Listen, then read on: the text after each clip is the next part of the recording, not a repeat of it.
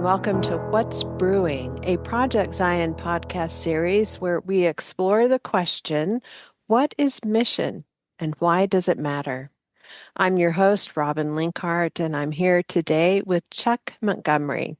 Chuck is a lifelong resident of Des Moines, Iowa, and retired attorney from Mid-American Energy, where he spent 36 years capping his career with major wind energy projects. He is married to Doris. They have 3 children and 5 grandchildren. Chuck is a lifelong member of Community of Christ and attends the Northwest Congregation in Northwest Des Moines. Welcome back to the podcast, Chuck. We are so delighted to have you. Thanks, Robin. I appreciate you having me back. So I want to start with a quick question just so our listeners can get to know you a little better. And this one's kind of out of left field. What was one of your favorite books as a young person, as a child or young teen, and why? Born Free by Joy Adamson. And you may know the story well. Great movie, too. I think it won Academy Awards. But it's the great story of largely her, Joy Adamson, and to some extent her husband. But there was an incident where baby cubs, lionesses, were orphaned, Elsa being the prime one among them in terms of the focus of the book. And Joy and George Adamson took Elsa into their home and for 2 years raised her and loved her like a child. I mean, and there was a very tight bond. And I think because they did truly love her, they knew that they needed to set her free, which wasn't an easy task. And they spent agonizing days taking her out. Often she wouldn't cooperate. She didn't really want to rejoin the wild. But they did it. And they left her. She was some distance from their home, miles and miles. But they went back periodically. And maybe the most touching part of the story is that Elsa would still come around and even bring her baby cubs to introduce them to Joy and George, which is a very touching scene in the movie. It went on, and there were subsequent books called Living Free and Forever Free. But it really opened the world to me in terms of animals and a love of animals and a recognition that they're far more than we give them credit for. And that science is beginning to recognize that, I think. It's neat. That is amazing. As soon as you said the words born free, it just took me back in time and I could hear the theme song of the movie. It's a great piece. Oh, really? I'm thinking I'm going to have my granddaughter watch that with me for sure. Yes. Wow. Okay, so your last interview with us was featured on Grounds for Peace series, and today we are under the What's Brewing banner. And that is because you and your mission center are taking what you and others have learned in association with citizen diplomacy and launching something new called Peace Builders. Now, in my book, that is living out mission in the way of Jesus, the peaceful one. So, before you tell us all about Peace Builders, for our listeners who may not be familiar with citizen diplomacy, why don't you just give us the short version? Of citizen diplomats. Yes. Citizen diplomats believe in the power of person-to-person relationships across borders, across cultures, to change the course of history through collective acts of many persons, but sometimes through the act of a single person. And it brings to mind the story of Roswell Garst and Nikita Khrushchev and the story of the American French fry brother that we covered in the first podcast. But all of these acts are more than just the initial act because they send forth ripples of hope. And those ripples of hope inspire and encourage others to believe and act. And citizen diplomacy is the belief that, and it's the action that, based upon these premises, we all have a responsibility to contribute to international understanding. We've decided to call our effort Peace Builders after some back and forth. Citizen diplomacy sometimes creates confusion and suspicion. I've encountered it. Peace Builders won't. And I think Peace Builders is so harmonious with Community of Christ lexicon that it just fits better. Thanks for that briefing. And listeners, you can find a link to the full episode in our show notes. Now, obviously, something has been hatching since we last spoke on Project Zion in the fall of 2023. So, what has been happening to bring you and others to this place of launching something new called Peace Builders? We've had a number of things that are not Community of Christ related in the state of Iowa. Community of Christ, to some extent, has been involved in those, a number of them, actually. And that includes Janelle Anders, our Mission Center president. And I would just like to stop for a minute and say, I so appreciate her leadership and style of leadership. She is not one who seeks the limelight. She has a vision. She hires people to implement that vision, and she provides unending support and nurturing, and at times a nudge. I've had two of those, and they're good. So thank you for Janelle. What we've done, in addition to some of the statewide activities, which frankly aren't going as well as what we're doing in Community of Christ right now. It'll get there, but it's going to take a longer time. But we've been exploring options for programs that we could offer Community of Christ members. And when I say members, I don't mean baptized members. I mean people who are associated with our congregations and derive benefit from it.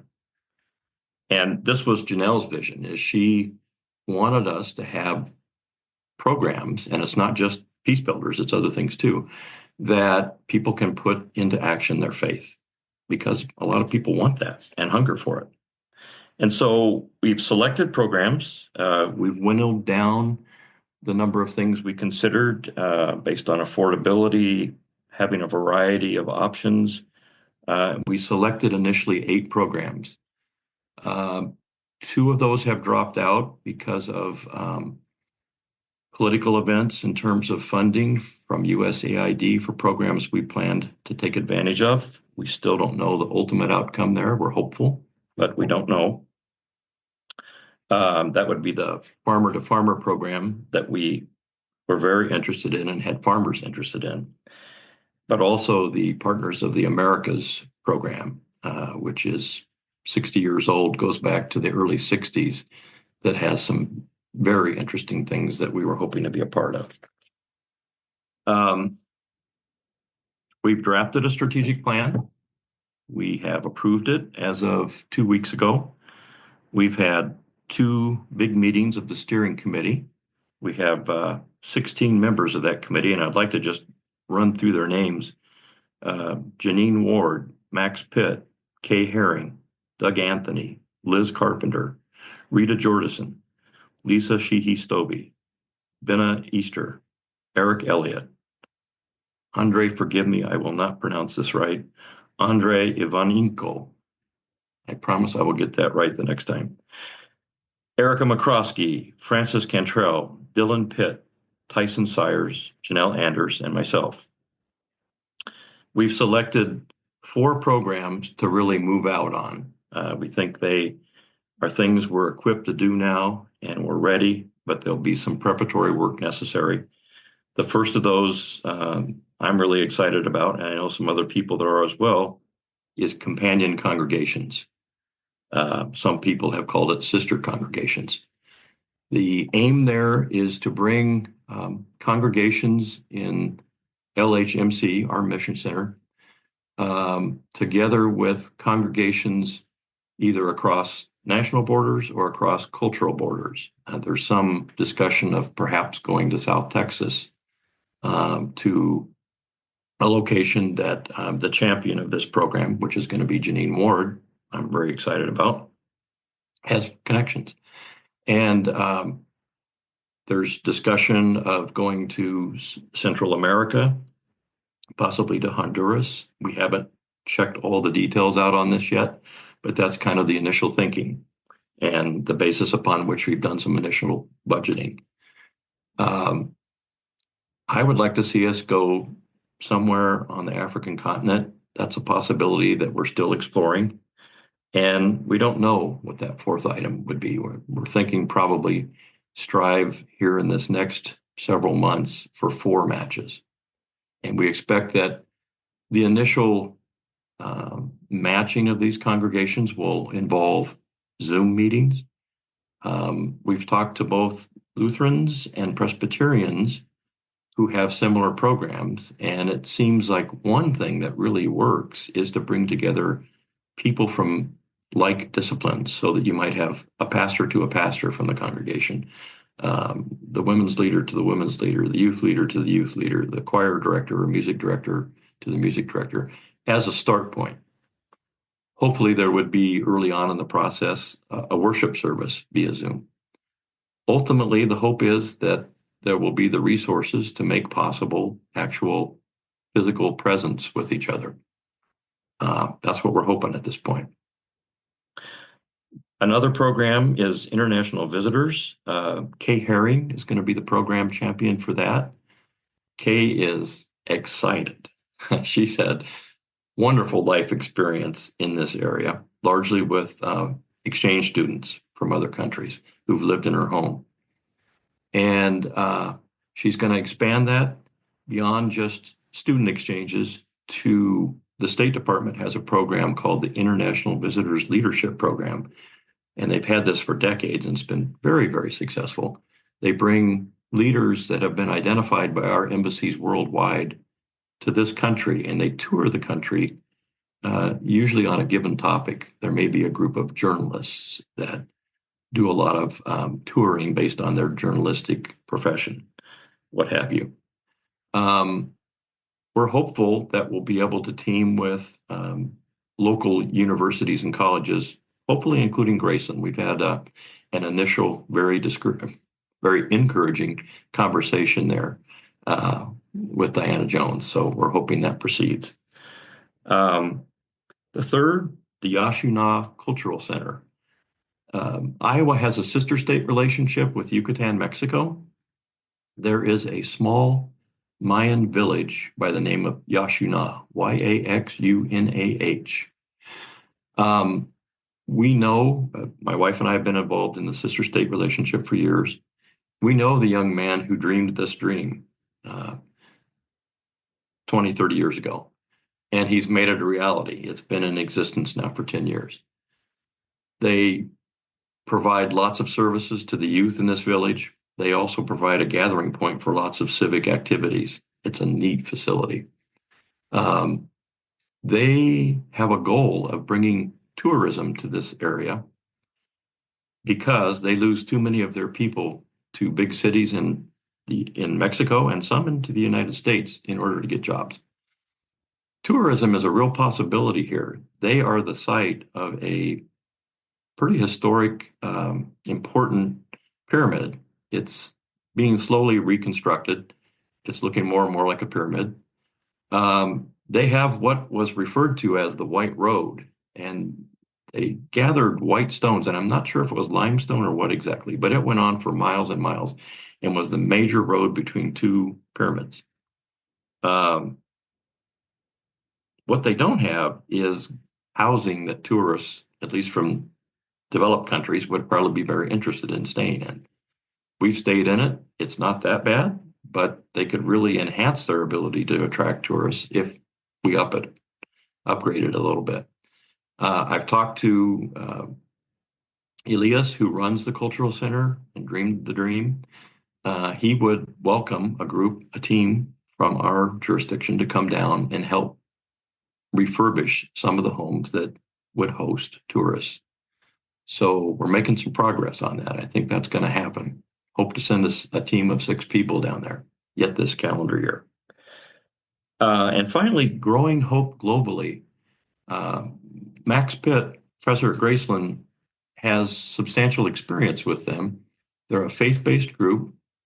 They bring largely farmers and farm communities and churches and farm communities together and commit assets, whether it's acreage or livestock, to help fund tools and training in the developing world, in rural settings, in farm settings. And some of Max's classes have participated in this and also taken trips. They don't always get to go to the place where they've helped fund things, but they go somewhere in the developing world and experience what life is like there. And another key feature is that it's got subsidized traveling, particularly for people that are 40 years and younger, up to 75% of the cost. Max has agreed to be the champion for that program, and I'm thrilled with that. I skipped Doug Anthony, who is going to be the champion for the Oshawa Cultural Center program. We have some other things that we're going to do. We're going to promote sister cities, sister state relationships. There's a lot of them in Iowa. That'll largely be kind of a clearinghouse function for us. We're going to use our website better to advertise those and help facilitate connections between members or maybe even congregations that want to be a part of one of those organizations. And then we're going to stand up an educational component on the website about citizen diplomacy or peace builders. So those are the programs. We literally have just adopted those week before last. Finally, we took 2 meetings to go through all that. Had lively debate, good discussion. I'm really impressed with the steering committee. They are amazing. We've got program champions assigned and excited about their mission. So I think we're really going to make a push here in April, May, and June to get us with appropriate foundation to do an active launch in months afterwards. And I'm very hopeful that we can get people engaged yet this calendar year. Because I think a key to the success of this in the long run and its growth is providing opportunities for the development of testimonies that can be shared. I mean, that's the way the church grows. That's the way the church in Jerusalem grew, the way the church in Rome grew. It's a pattern that we should follow. And we're going to be gearing up our ability to get that shared, whether it's through our website or people going out into the congregations around the mission center to share the story or speaking at camps. So that's kind of bringing you up to date where we're at right now. We've got a lot of work to do.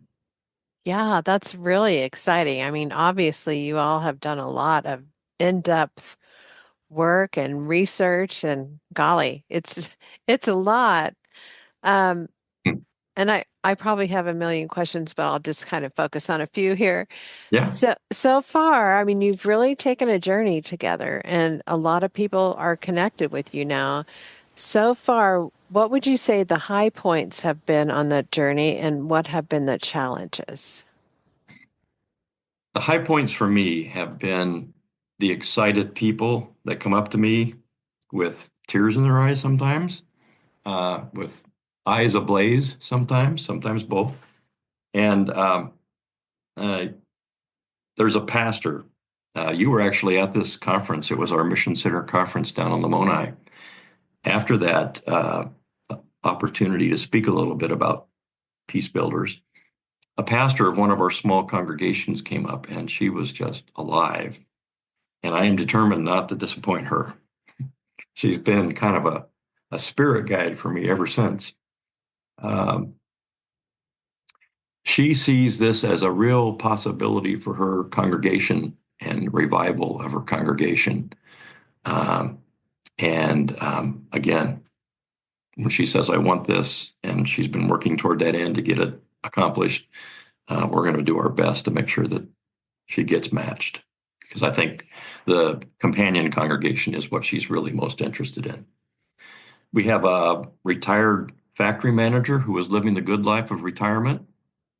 When he heard about the Oshawa Cultural Center project, he said, I want to go to work. And I think we're going to get him down to Oshawa to help get that done. We have a young trauma therapist who hears a call to share her gift in places where they probably don't even know what trauma-related services are. She's got a little time delay. She's really booked up in the next year, but she's determined, and from what I know of her, it will happen. I want to get her placed somewhere that she can give that gift. Um, I had a cancer survivor come up to me, actually was at that same conference, and say, please use me. I have medical abilities. My husband does. We want to get engaged in this. Um, Two very well-connected farmers have not only come up and expressed a desire to be a part of it, they've actually done things. Lisa Stobie and Liz Carpenter down in the Lamoni area. They brought us down to speak to a collection of 3 congregations with a lot of farmers in them. Lisa brought us to northern Missouri, actually, to her, I think it's called Grassroots Committee or organization. It was a gathering one evening of like 30 farmers and family. And I have a good friend, Roger Ingstrom, who's not a member of the church, but has devoted 30 years of his life to farmer exchanges go down, and he spoke their language. They surrounded him when he was done. So, and then just what I've said already is that the steering committee, the 15 people that have agreed to join me in this effort, and the excitement they show in the meetings. I mean, it's impressive. That's been the highlight for me. I guess you asked for challenges too, didn't you? Yeah. I mean, the biggest challenge thus far is kind of what I alluded to. It's the president's decision to largely defund the U.S. Agency for International Development. Uh, the Farmer to Farmer program is hugely successful. It's not clear yet what's going to happen there. It doesn't look good at the moment. I'm very hopeful that something will be preserved there because there are people. I had 2 people before we even got this launched, really. And Liz Carpenter was one of them. And the other was, his name is Schur from the adjacent mission center. It's not the mission center president, it's his cousin, Joel, I think, maybe. He was very interested. And there was a poultry project in Ethiopia that was open. And he runs a huge poultry operation. He would have been perfect for it, but it was just a bad time. And Liz was very interested in it and probably would have gone, but they didn't feel she had enough experience yet in that area. But she's continuing to monitor. And if the program survives, I know there are others that will go and do this. And the testimonies that they will come back with will be amazing.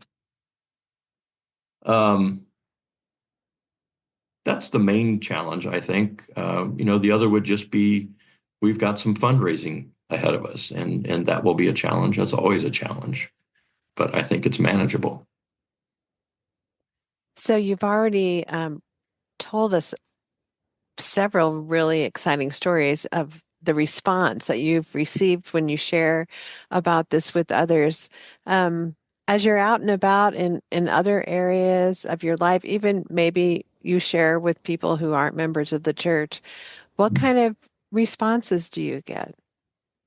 I was at lunch last Thursday, I think, with a guy I worked with for years at Mid-American Energy, and we had just gotten reconnected.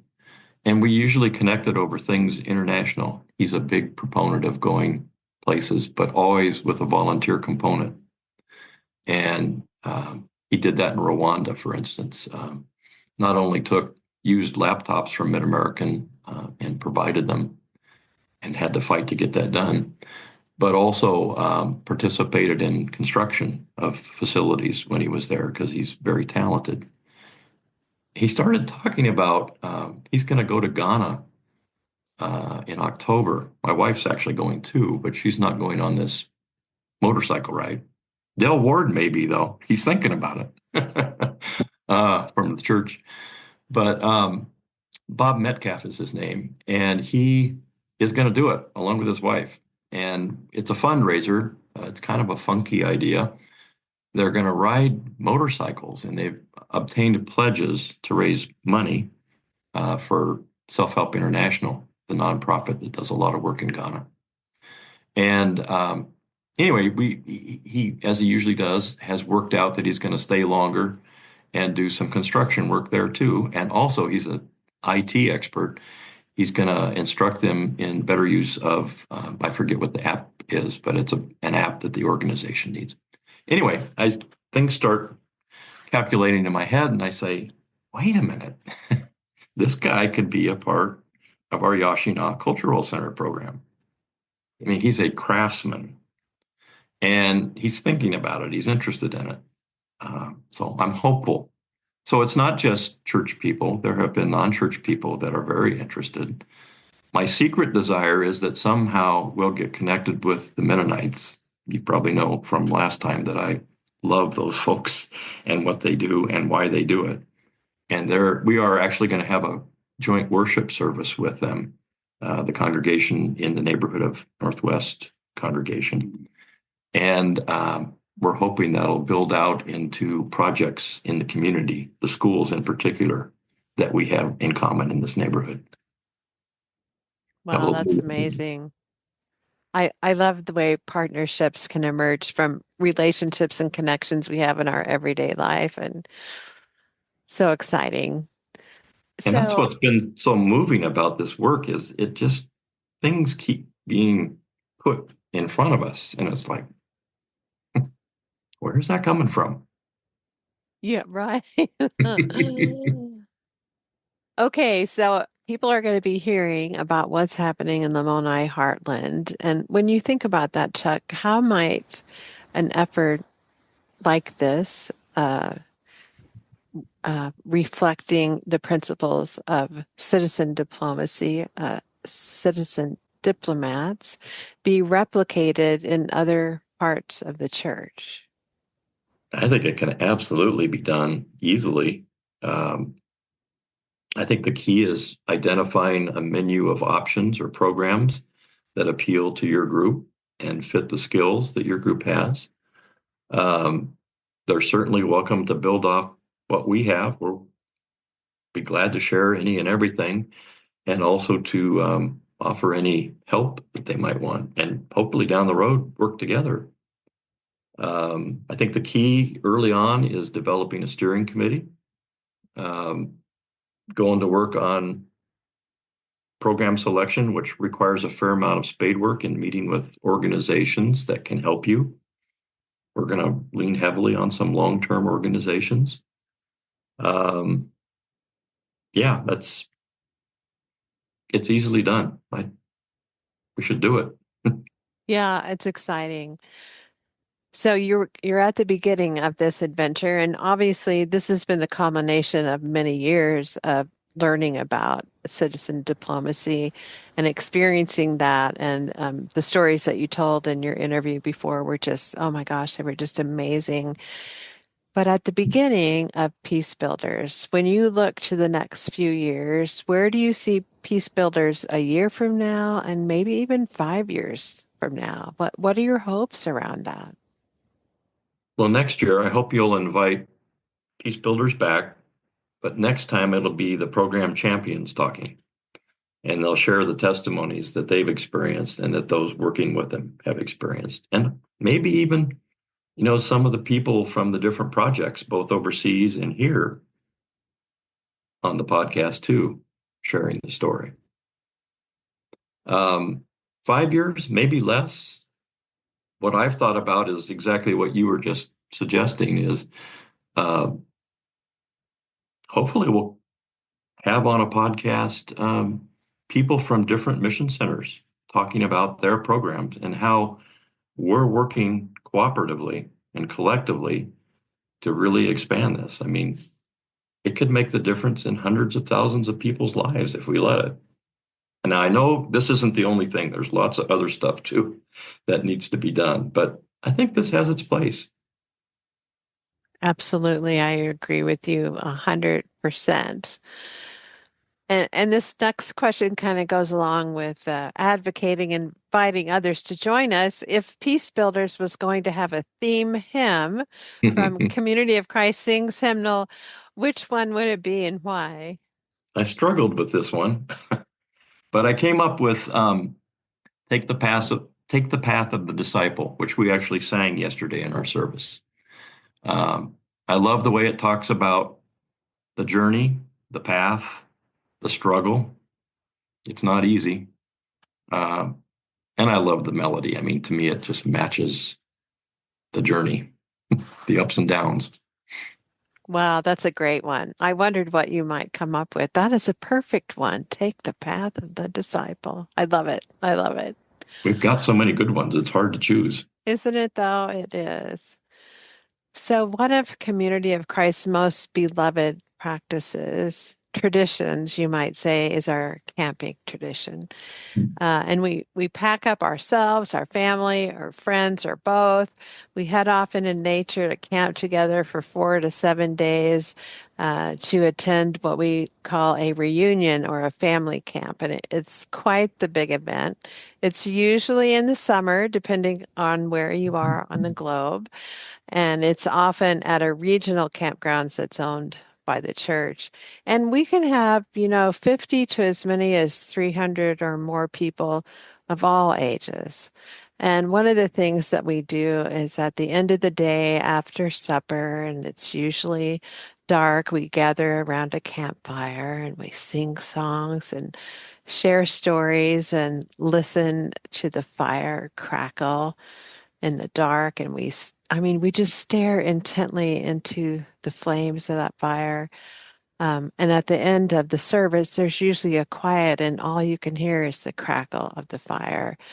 And so, very often, my experience has been, and I hear other people share this too, is that there's a sense of the Holy Spirit's presence in ways that just warm the essence of the human soul. It's almost like somehow fire can speak God language in the circle of everyday human beings learning how to live and love. So, how has this recent journey caused the fire inside you and others to kindle anew? I think, pretty much the kindling in others that I've seen, I've shared. Um, and it's obvious. I mean, it's not only in the glow, in the tears, in the look, and the word said, but it's in what they've done subsequent to that, because many of those people are on our steering committee and are stepping up. Personally, I've believed in the rightness of citizen diplomacy or peace building for a long time. I've experienced the love and the respect it creates that replaces suspicion and anger and judgment about the other. Literally, I've seen that in places where the two groups were almost on a razor's edge because of fraught relations between the countries. And I knew that the community of Christ is gifted in the things that are required, the skills to be good peace builders, citizen diplomats. They love sacrificially, they can act audaciously when required, and they have resilience in the face of adversity. What I'd not seen is how directly it ties into the community of Christ's prophetic vision of mission. My friend Max Pitt, I give some credit for helping me connect that finally. We were working on a service that touched upon citizen diplomacy, and he directed my attention to Section 164. That created a fire. I'd never really paid attention to it. It took me to 163. It did it all over again. I have to say I've been deeply moved to read what appears to me to be a very clear roadmap for us to usher in the rise of Zion the Beautiful. It says it. I think those two sections are a clarion call to walk a certain path with those who are impoverished and suffering, including the living earth, and to pursue peace in very specific ways that seem to me to include peace building, like we're envisioning it. And to walk a path that arrives in communities of generosity, justice, and peacefulness. as the words of those sections refer. And we have the promise that if we'll just overcome our fears, our insecurities, and our competing loyalties, the rise of Zion the Beautiful is awaiting us, but it requires a generous, wholehearted response. I think President Vesey has delivered a treasure to us. He's kept faith with his prophetic forebears. I don't think the wholehearted response called for is for God's enjoyment or ego. I think it's because he created us for life of a certain kind.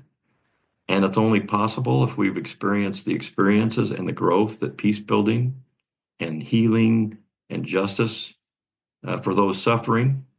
If we do those things, we'll have the experiences that will cause the growth within us that will allow us to enter that kingdom. It's actually our benefit that God calls us to this challenging path. He's been trying to tell us for ages. You mentioned reunion grounds. I was at Guthrie Grove a few weeks back. I'm taking the SALT courses. Your friend, Linda Stambridge, and she gave you credit for her being there, was present and taught about the Hebrew Bible. Blah. I was not looking forward to it. She set me on fire. I mean, it was incredible. She knows her stuff. Mm-hmm. And the key thing I took away was how Old Testament prophets have been saying the same thing Steve Vesey is saying today. 2,500 years ago, or longer. We don't know. And it reminded me of Jesus's ministry. We call him the peaceful one for many reasons, including his approach to people that his culture considered the other.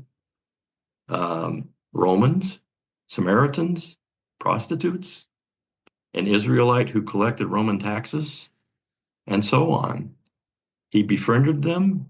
He audaciously made one-to-one contact with them that awakened something in them, a bond that caused these doubters to believe in something new. And he built peace with them and created community they hadn't known existed. And his disciples, per his orders, forged into the Roman world, even Rome, and made the same thing happen there through the power of the Spirit. I mean, they know a much better life because they did that. And it appears to me that the Hebrew prophets were calling the ancient Israelites to the same thing we're being called to today, and that Jesus demonstrated by his own life we should be doing today. And again, President Vesey has delivered the guidance of the Spirit to us, saying we need to walk those same paths. God's been telling us that for nearly 3,000 years. We ought to do it. And I appreciate this because it connected for me finally our vision of the future and our ministry with what I recognized was a good thing, but wasn't sure how it fit in. I love that. I love that. And Linda Stambridge is just some kind of fire, isn't she? Oh, man. Oh, that's wonderful. So, Chuck, what would you like to share that you haven't already shared with us today that I haven't asked you about? I think you've covered it well. Well, we sure appreciate you taking time off to be with us today and to share not only your journey, but the stories that intersect that journey, and being able to share a little bit with you through the window that you offer to hear those stories and to feel that fire. Man alive, it's a kindle, isn't it? It is. And I'm sure that we will get a lot of interest about Peace Builders as people hear your story. So thank you so much. Thank you for your leadership and for the way you nurture people. I mean, it's a blessing to be subject to it. I mean, I have really benefited from it. I hope this mission really benefits from it. And I think it will. Thank you. Listeners, if you want to know more about this topic, you can find links about the things we've talked about today in the show notes for this episode. As always, a very special thanks to all of you, our listeners, for spending a portion of your day with us. This is your host, Robin Linkhart, and you are listening to Project Zion Podcast. Go out and make the world a better place. Take good care. Bye-bye.